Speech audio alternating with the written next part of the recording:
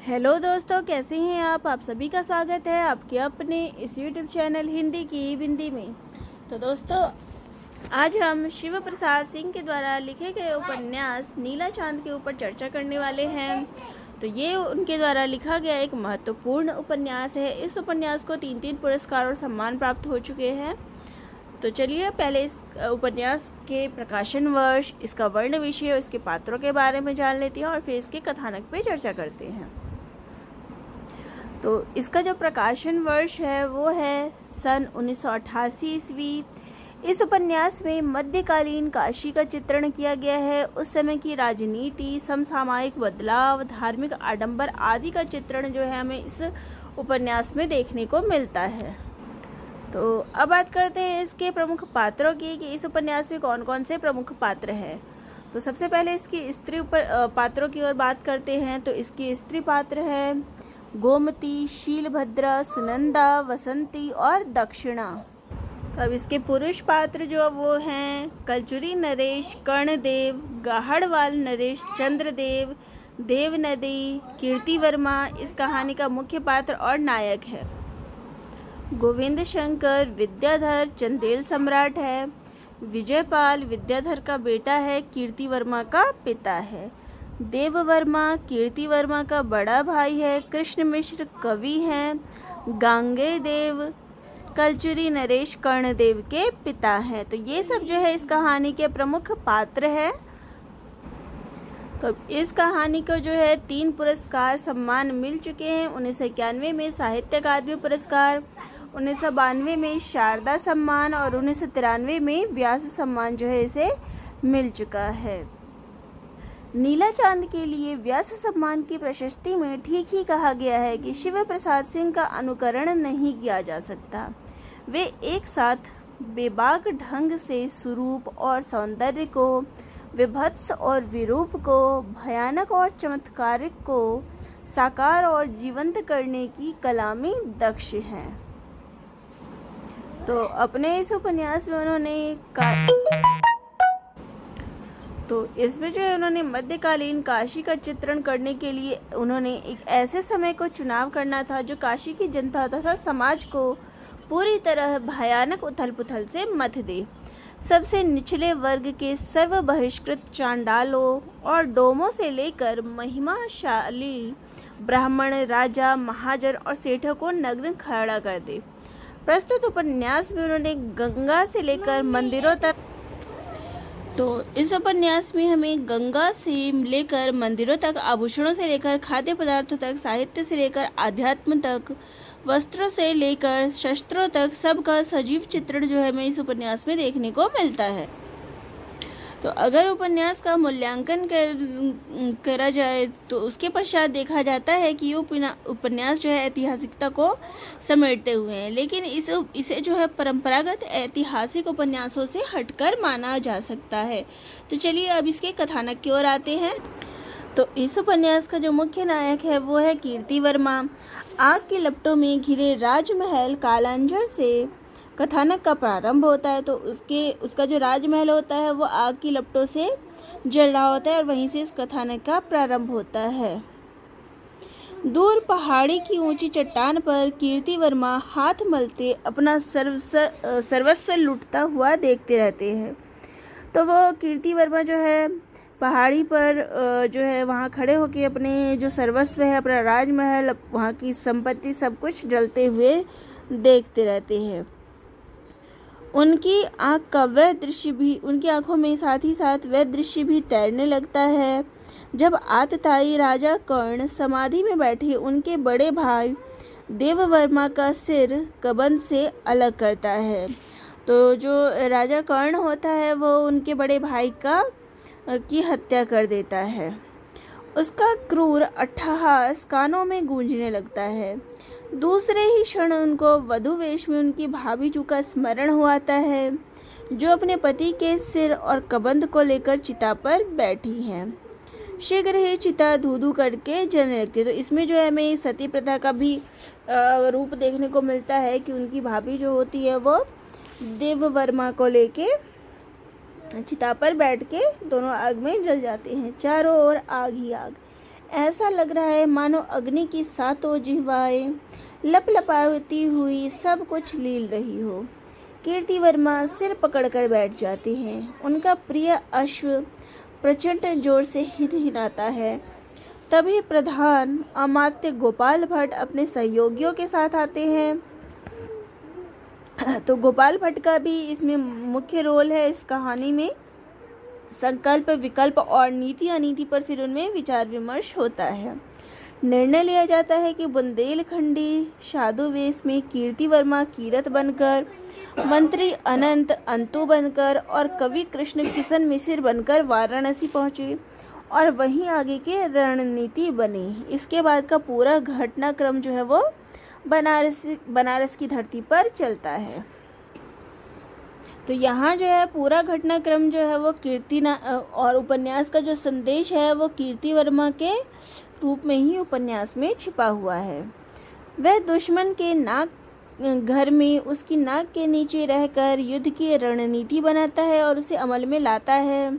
शत्रु राजा कर्ण की कलचुरी सेना में अपने मित्र अनंत का प्रवेश कराता है।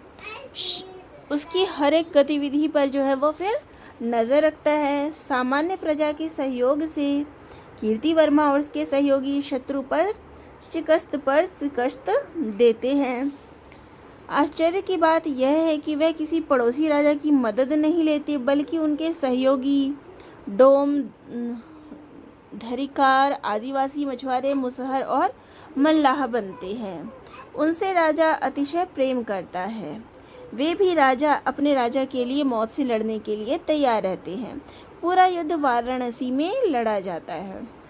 तो यहाँ इस उपन्यास में जो है यही कथानक देखने को मिलते हैं कि कीर्ति वर्मा जब वहाँ बनारस की धरती पे आ जाती हैं और उसके नीचे जो कर्ण है, कलचुरी नरेश कर्ण, उसके नीचे रह के अपनी पूरी गतिविधि तैयार करती हैं और उनसे अपना बदला लेती हैं। युद्ध के दौरान कीर्ति वर्मा धर्म और अध्याय के मर्म समझने के लिए अनेक आचार्यों, साधकों, पुरोहितों के संपर्क और संगति में रहते हैं।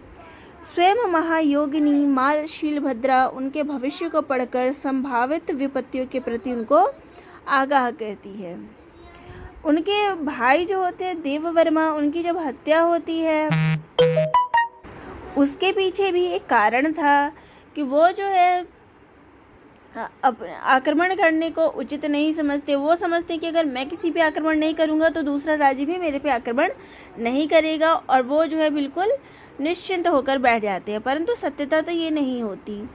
तो इसी चक्कर में जो कलचुरी नरेश होते हैं वो उसको मार देते हैं, उसकी हत्या कर देते हैं, और इस तरीके से जो उनका पूरा राज्य है वो उथल पुथल हो जाता है। तो उसी का बदला फिर वो राजा कीरत सिंह जो होते हैं वो लेते हैं।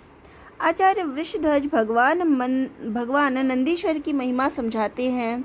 जय करदाई का घोष करते चंदेल युद्ध जीतते भी हैं। राज्याभिषेक के समय कृष्ण मिश्र जैसे उच्च कुल में उत्पन्न कवि को कोई पद नहीं मिलता, जबकि नीच समझे जाने वाली जातियां बड़े पदों पर आसीन होती हैं। वहीं दूसरी ओर सभी मतांतरों को दरकिनार करते हुए उपन्यास का नायक उद्घोष करता है कि पूरी निष्ठा और ईमानदारी के साथ किए गए संकल्प कार्य सिद्धि में सहायक होते हैं, पूजा, व्रत, तप, अनुष्ठान नहीं। तो वो जो जब राजा बन जाते हैं कीर्ति वर्मा, तो वो कहते हैं कि ईमानदारी और निष्ठा से कोई भी कार्य जो है वो सहायक सिद्ध होते हैं। जबकि व्रत, पूजा, अनुष्ठान से कुछ भी हासिल नहीं होता, जबकि उसके किसी भी कार्य को करने के लिए निष्ठा और ईमानदारी और कोई भी संकल्प से किए हुए कार्य ही सिद्ध होते हैं। व्यक्ति पर जब भी संकट आता है तो उसकी अंतर शक्ति जो है वह सक्रिय होने लगती है। अमावस के समय नीला चांद की प्रतीक्षा बड़ी शिद्दत से होती है। ऐसे समय में उसकी पहचान जरूरी है, क्योंकि सबके अंतस में छिपा होता है नीला चांद। तो यही जो है उपन्यास का भाव है, उपन्यास की कथानक है कि नीला चांद, तो अमावस के समय जो है नीले चांद की प्रतीक्षा सभी को होती है। तो उनके राज्य में भी जो है अमावस छा गया था और सभी को प्रतीक्षा थी कि नीला चांद निकले। तो उसी नीले चांद की प्रतीक्षा सबने की और इसके लिए प्रयास किया, और सब फिर उनके राज्य में सब सही हो गया। इस प्रकार से इस कहानी का जो है अंत हो गया। एक सुखद अंत जो है इस कहानी में दिखाया। तो उपन्यास में जो है शिव प्रसाद सिंह जो है उपन्यासकार, वो एक इतिहासकार भी है। उन्होंने अपने उपन्यास में ऐतिहासिक प्रमाण जो होते हैं उनको स्वयं जांचा परखा। जो शिलालेख होते हैं, भोजपत्र होते हैं, उनको बड़ी दृष्टि से, उन्होंने बड़ी पैनी दृष्टि से उन सब पे देखा और उस काल के जो तथ्य वगैरह थे वो सब जुटाए हैं। खुदाई के दौरान उन्होंने मूर्तियाँ, धातु पत्र आदि इकट्ठे किए और उन पे गहराई से विचार किया और फिर उनका जो है वर्णन अपने उपन्यास में उन्होंने किया है। इतिहास का तटस्थ और तर्कपूर्ण मूल्यांकन करने के बाद उन्होंने मंदिर, मठों, झीलों, खंडहरों और ऐतिहासिक स्थलों को अपने उपन्यास में शामिल किया है। उनके उपन्यास में सामाजिक, धार्मिक और आर्थिक समझ जो है उपन्यासों में देखने को मिलता है।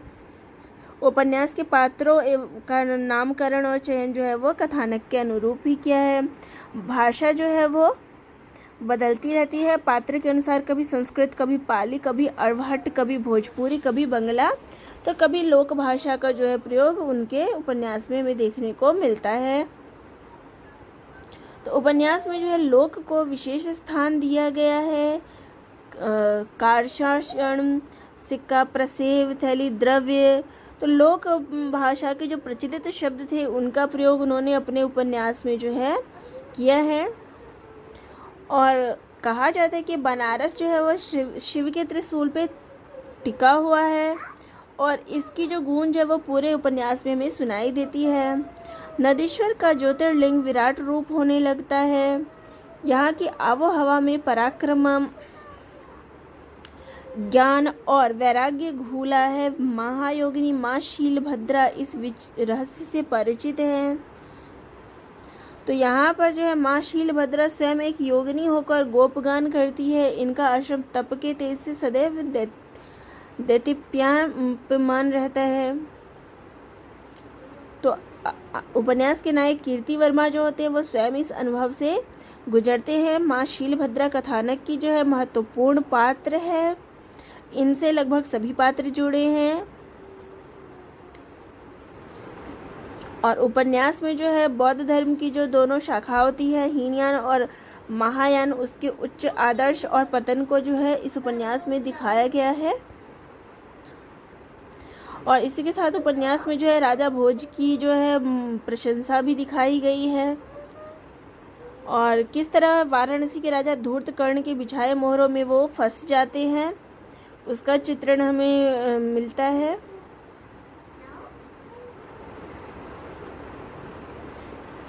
इस उपन्यास में हमें साथ ही खड़ग संचालन, धनुर्विद्या का चित्रण, तीर चलाना, तलवार चलाना आदि का वर्णन जो है बहुत ही ढंग से उन्होंने अपने।